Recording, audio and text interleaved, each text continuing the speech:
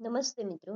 આજે આપણે આ વિડીયોમાં લેબોરેટરી આસિસ્ટન્ટ એક્ઝામ માટે રસાયણ વિજ્ઞાનમાં દ્રાવણોમાં ટોપિક બીજો દ્રાવણોની સાંદ્રતાની અભિવ્યક્તિ જેની સમજૂતી પ્લસ તેના એમસીક્યુઝ જોઈશું.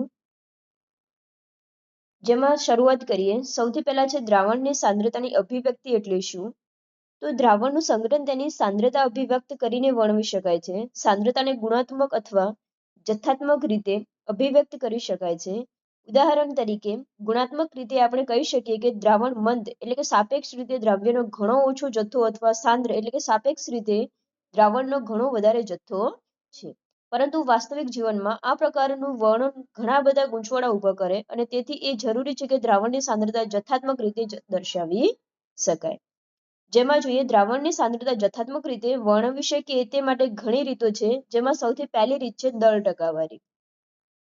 જેમાં દ્રાવણના ઘટકની દળ ટકાવારી આપણે આ રીતે વ્યાખ્યાયિત કરી શકીએ છીએ. જેમ કે ઘટકના દળના ટકામાં જોઈએ તો દ્રાવણમાં ઘટકનું દળ ભાગ્યા દ્રાવણનું કુલ દળ ગુણ્યા 100. ઉદાહરણ તરીકે જોઈએ તો જો 10% ગ્લુકોઝ દળથી પાણીમાં દર્શાવેલ હોય તો તેનો અર્થ થાય છે કે 10 ગ્રામ ગ્લુકોઝ 90 ગ્રામ પાણીમાં ઓગાળેલ છે, જેથી 100 ગ્રામ દ્રાવણ બન્યું છે. દળ ટકાવારી વડે દર્શાવેલા સાંદ્રતા સામાન્ય રીતે ઔદ્યોગિક રાસાયણિક અનુપ્રયોગમાં ઉપયોગી છે.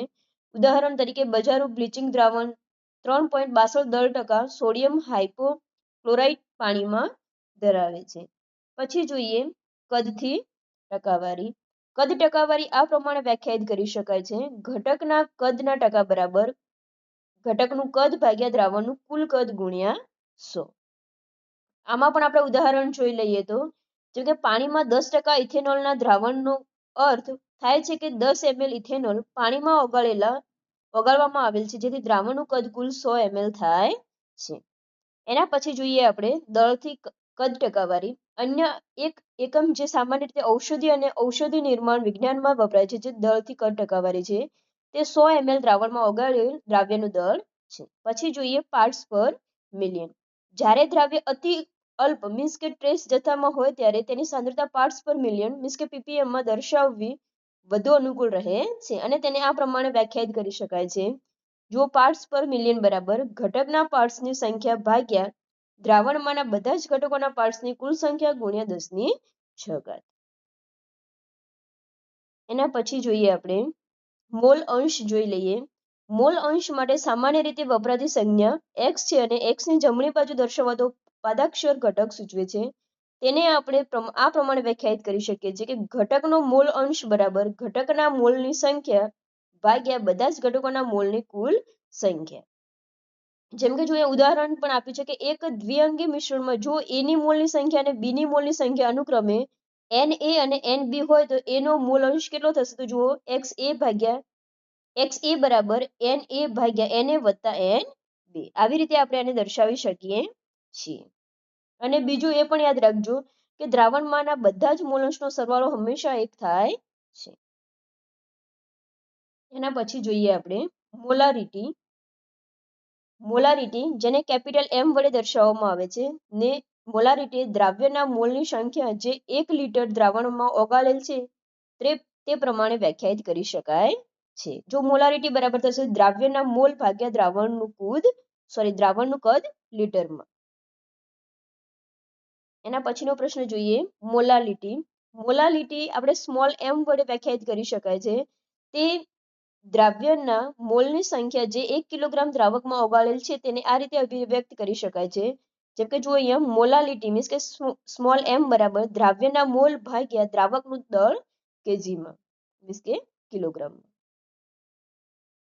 એના પછી જોઈ લઈએ આપણે દ્રાવણની સાંદ્રતા અભિવ્યક્ત કરવાની દરેક પદ્ધતિને તેના ફાયદા અને ગેરફાયદા હોય છે.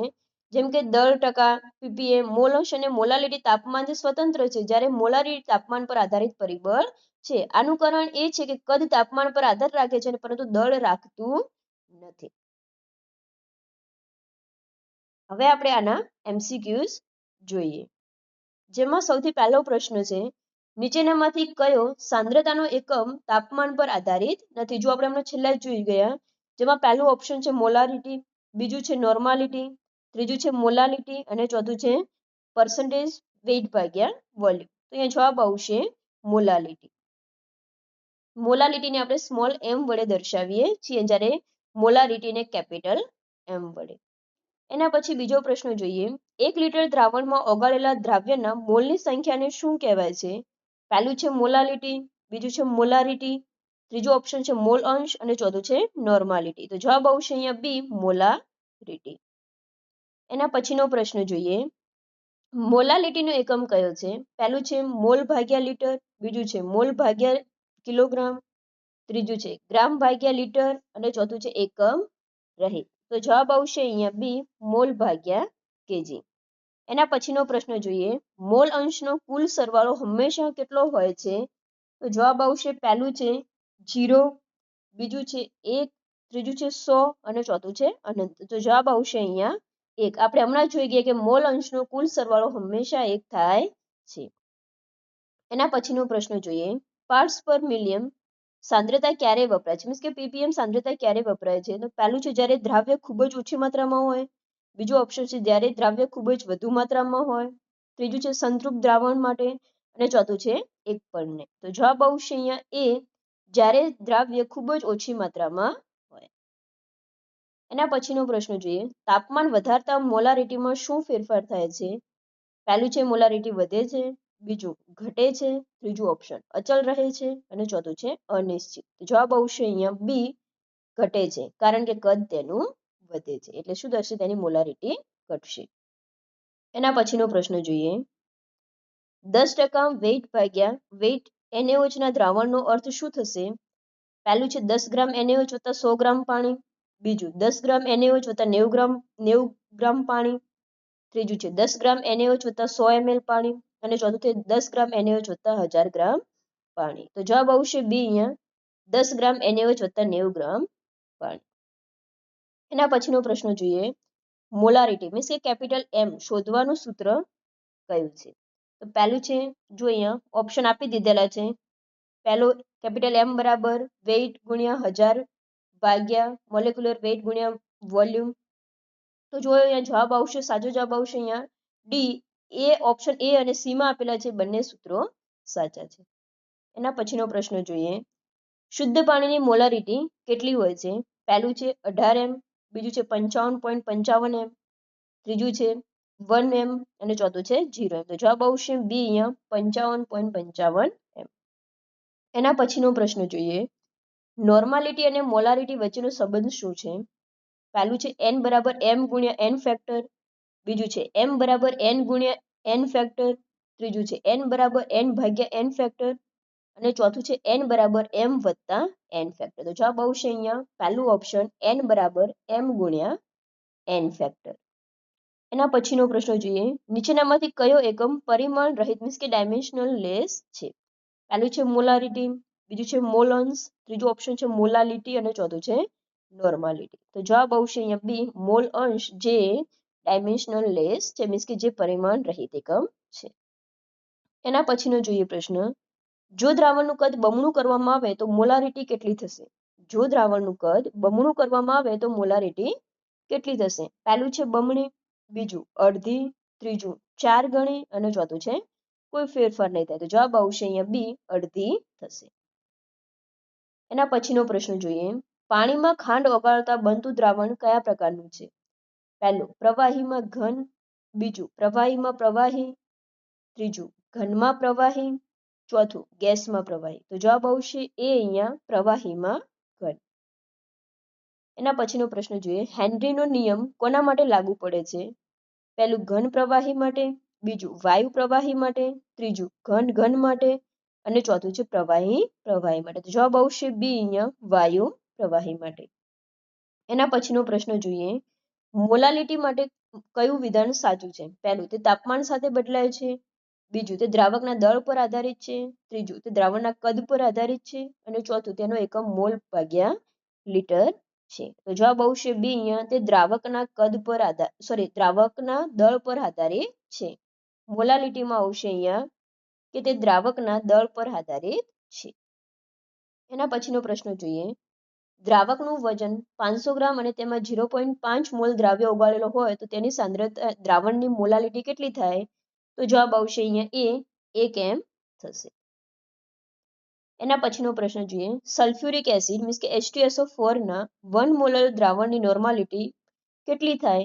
તો જવાબ આવશે અહીંયા સી, જવાબ આવશે 2n, કારણ કે H2SO4 માટે n ફેક્ટર કેટલું થશે? 2. એના પછીનો પ્રશ્ન જોઈએ, ppm નું સૂત્ર મીન્સ કે પાર્ટ્સ પર મિલિયન નું સૂત્ર કયું છે? તો જવાબ આવશે અહીંયા બી, જે છે 10 × 6 વાળું. એના પછીનો પ્રશ્ન જોઈએ, સમાન તાપમાન અને દબાણે જો બે દ્રાવણોની સાંદ્રતા સમાન હોય તો તેમને શું કહેવાય? ફરીથી વાંચું છું, સમાન તાપમાન અને દબાણે જો બે દ્રાવણોની સાંદ્રતા સમાન હોય તો તેમને શું કહેવાય? તો અહીંયા જવાબ આવશે આઇસોટોનિક કહેવાય. શું કહેવાય એને? આઇસોટોનિક કહેવાય, સમદાબી કહેવાય. એના પછીનો પ્રશ્ન જોઈએ, દ્રાવણની સાંદ્રતા દર્શાવવાની કઈ રીતમાં એકમ હોતો નથી? તો આ પ્રશ્ન આપણે પહેલા પણ જોઈ ગયા છીએ. તો જવાબ આવશે સી, અહીંયા મોલ અંશ, જેને કોઈ એકમ હોતો નથી. એના પછીનો પ્રશ્ન જોઈએ, 2 મોલર NaOH ના 250 ml દ્રાવણમાં NaOH ના કેટલા ગ્રામ હશે? અહીંયાનું NaOH નું આણ્વિય દળ આપી દીધું છે 40. તો જવાબ આવશે અહીંયા જો ગણતરી કરીને તો જવાબ આવશે 20 ગ્રામ. એનો પછી જોઈએ, જ્યારે દ્રાવ્ય અને દ્રાવક બંને પ્રવાહી હોય ત્યારે સાંદ્રતા શેમાં દર્શાવવી વધુ અનુકૂળ છે? જ્યારે બંને પ્રવાહી છે તો જવાબ શું આવશે અહીંયા? પર્સન્ટેજ વોલ્યુમ ભાગ્યા વોલ્યુમ. એના પછીનો પ્રશ્ન જોઈએ, હવામાં ઓક્સિજન 21% વોલ્યુમ ભાગ્યા વોલ્યુમ છે, તો 500 ml હવામાં ઓક્સિજનનું કદ કેટલું હશે? તો જવાબ આવશે બી, 105 ml. એના પછીનો પ્રશ્ન જોઈએ, કદ ટકાવારી શોધવાનું સૂત્ર કયું છે? તો કદ ટકાવારીમાં શું આવશે? પહેલો જવાબ આવશે વોલ્યુમ ભાગ્યા વોલ્યુમ ગુણ્યા 100. એના પછીનો પ્રશ્ન જોઈએ, જો કોઈ દ્રાવણમાં દ્રાવ્યના મોલ મીન્સ કે Na બરાબર 2 હોય અને દ્રાવકના મોલ Nb બરાબર 3 હોય તો આપણે દ્રાવ્યનો મોલ અંશ કેટલો થાય તે શોધવાનું હોય. તેનું સૂત્ર આપણને ખબર છે કે શું થશે? XA બરાબર Na ભાગ્યા Na વત્તા Nb મીન્સ કે 2 ભાગ્યા 2 વત્તા 3 ગણી લે એટલે શું આવશે? જવાબ 0.4. એના પછીનો પ્રશ્ન છે, નોર્માલિટી મીન્સ કે n નો એકમ કયો છે? તો જવાબ આવશે બી, ગ્રામ ઇક્વિવેલન્ટ પ્રતિ લિટર. એના પછીનો પ્રશ્ન જોઈએ, નીચેનામાંથી કયું મિશ્રણ વાયુરૂપ દ્રાવણનું ઉદાહરણ છે? પહેલું છે હવા, બીજું પિત્તળ, ત્રીજું ખાંડનું દ્રાવણ અને ચોથું છે આલ્કોહોલ અને પાણી. તો જવાબ આવશે એ, અહીંયા હવા. એના પછીનો પ્રશ્ન જોઈએ, સમુદ્રના પાણીમાં ઓગળેલા ઓક્સિજનની સાંદ્રતા સામાન્ય રીતે શેમાં મપાય છે? પહેલું છે મોલારિટી, બીજું છે મોલાલિટી, ત્રીજું ppm અને ચોથું છે વેઇટ ભાગ્યા વેઇટ. તો જવાબ આવશે સી, અહીંયા ppm માં. એના પછીનો પ્રશ્ન જોઈએ, 0.1 m HCl ના 100 ml અને 0.2 મોલ 0.2 m HCl ના 100 ml દ્રાવણનો મિશ્ર કરતા બનતા નવા દ્રાવણની મોલારિટી કેટલી થશે? તો જવાબ આવશે 0.15 m. આજનો આપણે છેલ્લો પ્રશ્ન જોઈ લઈએ, જો દ્રાવકની ઘનતા 1 ગ્રામ પ્રતિ ml હોય તો કયા બે એકમોના મૂલ્યો સમાન થશે? તો અહીંયા જવાબ આવશે બી, મોલારિટી અને મોલાલિટી, જે બંનેના મૂલ્યો કેવા થશે? સમાન થશે. Thank you.